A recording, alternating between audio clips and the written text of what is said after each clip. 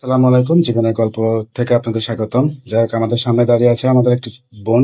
শুনবো তার আজকে জীবনের গল্প। আপু, আসসালামু আলাইকুম। ওয়ালাইকুম আসসালাম। আপু, আপনার নাম? ইয়া, কিয়া। আপু, আপনার বাসা? আমার বাসা সিরাজগঞ্জ। সিরাজগঞ্জ। আপু, আপনার পরিবারে কে কে আছে? আমি আমার মা।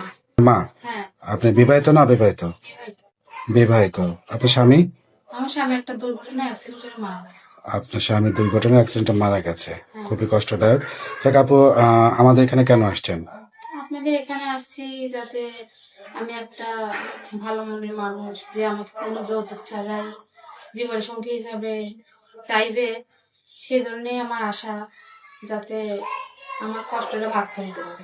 আচ্ছা, সুন্দর একটা কথা বলেছেন। মানে যৌতুক ছাড়া যদি আপনাকে কেউ বিয়ে করতে চায়, আপনি তাকে বিয়ে করবেন। হ্যাঁ, আচ্ছা, ধরেন এমনও হলো যে আপনি অনেক বয়স্ক, হয়তো 40-50 বছর, বা বিবাহিত, বাচ্চা কাচ্চা আছে, এমন মানুষ আপনার দায়িত্ব নিতে চাইলো বা বিয়ে করতে চাইলো, আপনি কি তার সঙ্গে বিয়ে বসবেন? হ্যাঁ, সে ভালো হলে পরে অবশ্যই তাকে ছেড়ে দিয়ে আমার কষ্টটা ভাগ করে দিতে হয় অবশ্যই।